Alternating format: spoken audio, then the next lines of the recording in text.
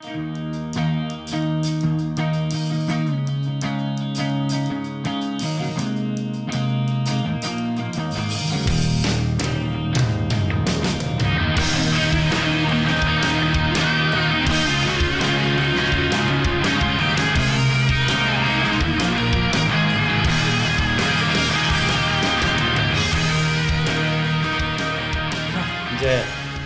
방금 질문이 하나 들어왔는데 뚜 감독님께서 요게 일반적인 대중들 뭐 국민들의 생각인 것 같습니다. 무두려움증이 있는데 사실은 요거는 조금만 공부해 보신 분들은 바로 아는데 이런 부분이 안타까워요. 우리나라 교육에서 정말 안타까운 부분인데 예.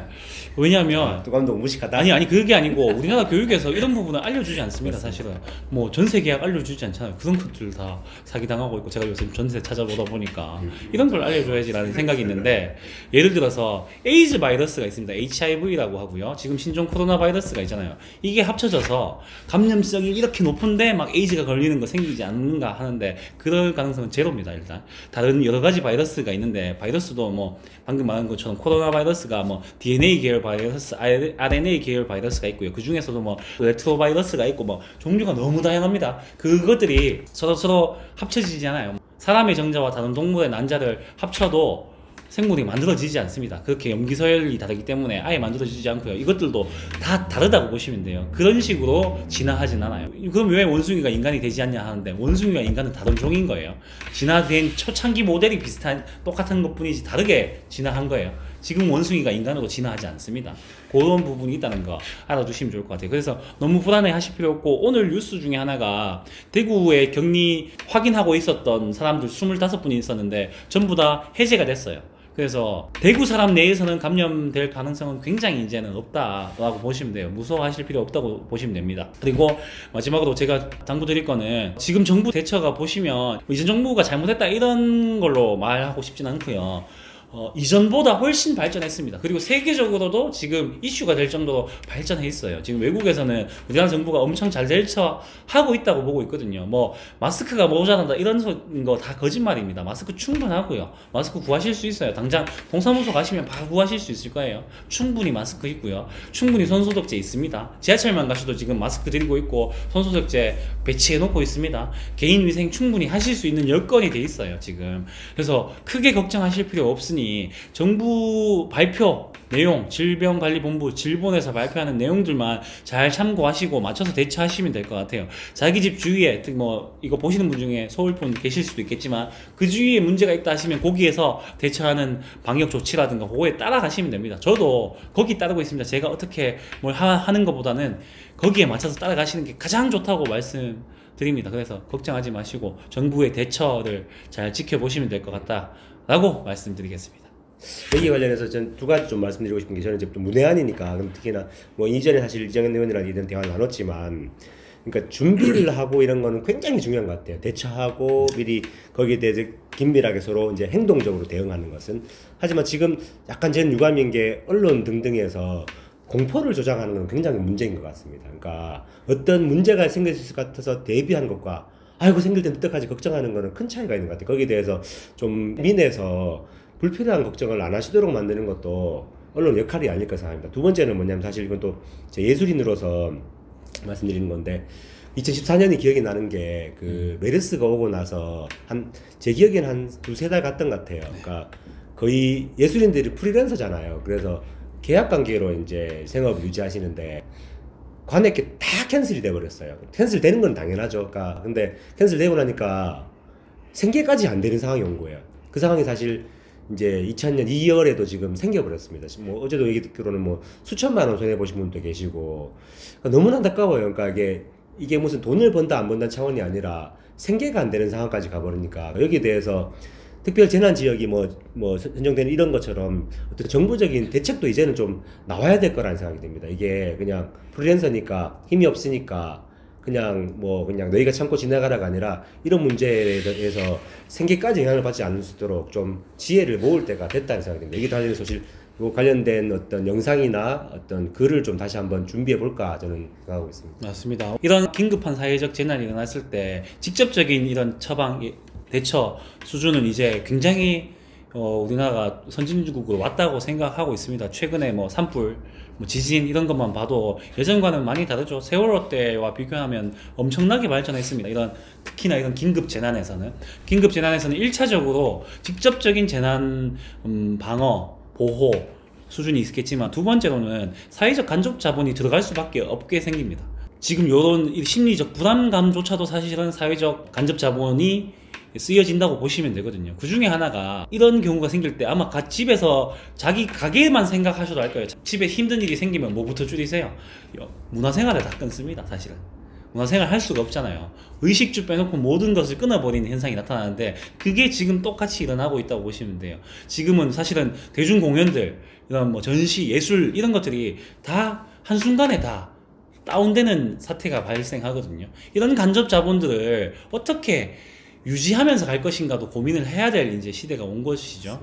저는 그렇게 보고 있고요. 이런 부분에 있어서 이 피해는 고스란히 누가 입고 있냐? 이 예술가들, 이쪽에서 힘겹게 생활하고 계신 분들이 피해를 당하거든요. 결국에는 그런 부분도 정부가 관리해 줘야 되지 않나라는 생각을 저도 마찬가지로 하고 있습니다. 사실 반대로 얘기하면 이로 인해서 돈을 버시는 분들도 계세요. 사실은 마스크 업체들 돈 벌잖아요, 그죠? 여기 키트 만드신 분들 돈을 벌 거예요. 이게 기회인 사람들도 있습니다. 분명히 그분들이 잘못됐다 이런 게 아니에요. 그분들도 노력해왔는데 이런 기회가 생긴 거죠.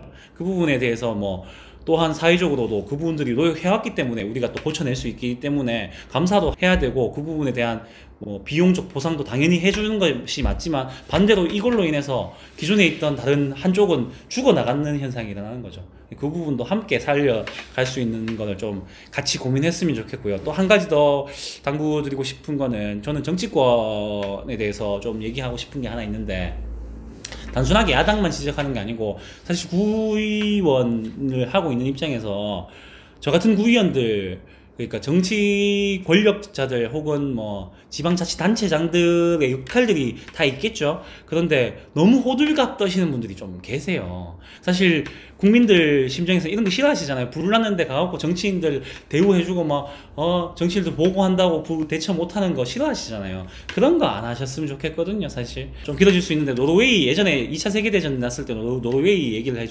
좀 알려드리고 싶은데, 노르웨이 같은 경우에는 왕권이 있고 의회가 있었거든요. 2차 세계대전이 일어나자마자 노르웨이는 의회가 스스로 해산시켰어요. 모든 정권을 왕에게 주고 전쟁을 시작했습니다.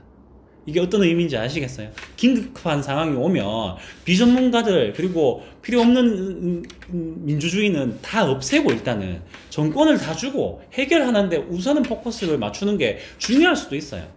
민주주의도 너무나 중요하지만 지금 이게 민주주의로 해결되는 일인가요? 이 신종 코로나 바이러스가 민주주의로 우리 투표해가지고 신종 코로나 바이러스 막아냅시다 투표할 일인가요? 아니잖아요. 이거는 이 부분에 있어서는 긴급적 재난으로서 전권을 다 정부에게 맡겨두고 우리 같은 그냥 그저 일상적인 정치를 해야 되는 사람들 조금 조용하고 있는 게 더 좋다고 저는 생각하거든요. 그 부분을 조금 함께 공감해 주셨으면 좋겠어요. 특히나 지금 야당, 저는 어쩔 수 없이 야당, 그리고 조금 생각 없는 정치인들, 뭐 야당뿐만 아니라 너무 호들갑 떠는 정치인들 조금 조용해 주셨으면 좋겠다 라고 생각합니다.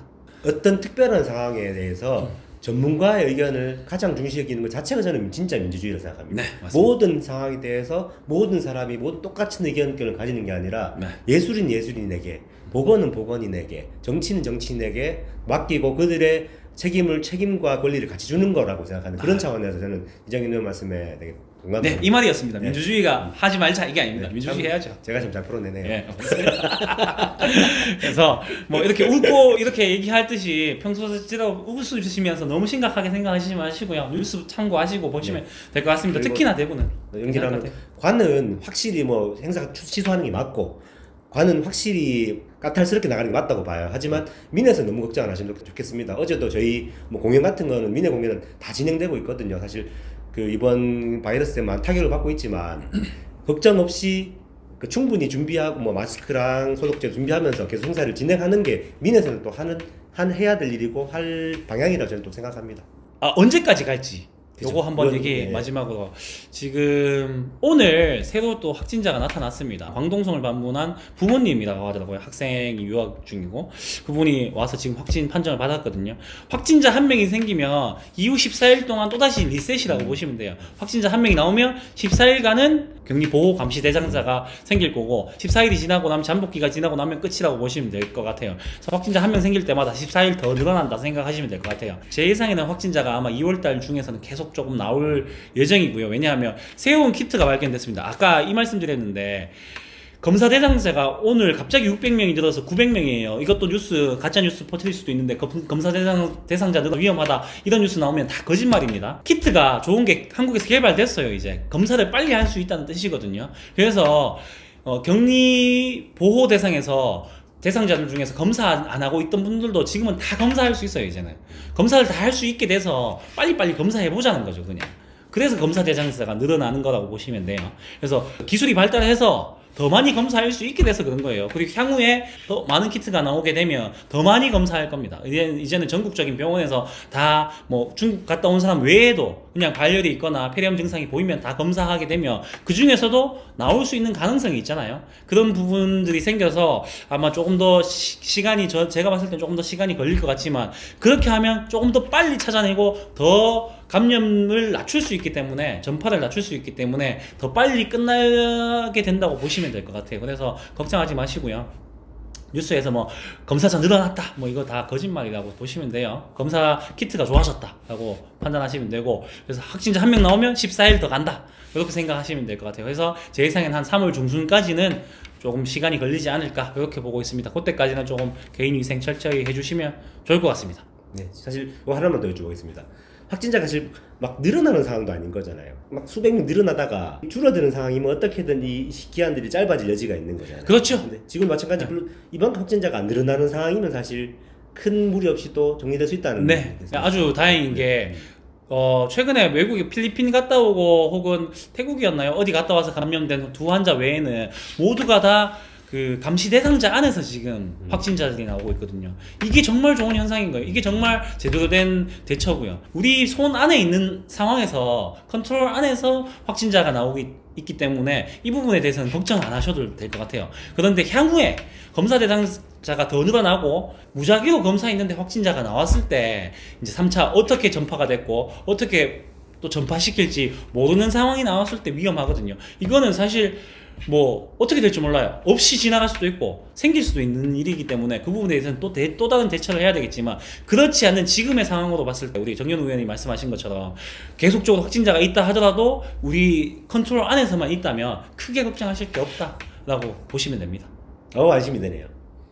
네. 오늘의 주제는 걱정할 거 없다 입니다. 걱정할 거 없고요. 3월달까지는 그냥 개인위생만 철저히 하시면 된다. 네. 먹을 거 먹고 다니시고 식당 가셔도 되고 그렇습니다. 크게 걱정하지 마시고 다니시면 대구 안에서는 충분히 다니셔도 된다고 말씀드리겠습니다. 자, 여기까지 하겠습니다. 감사합니다. 지금까지 대담하소였습니다. 뵙겠습니다. 안녕.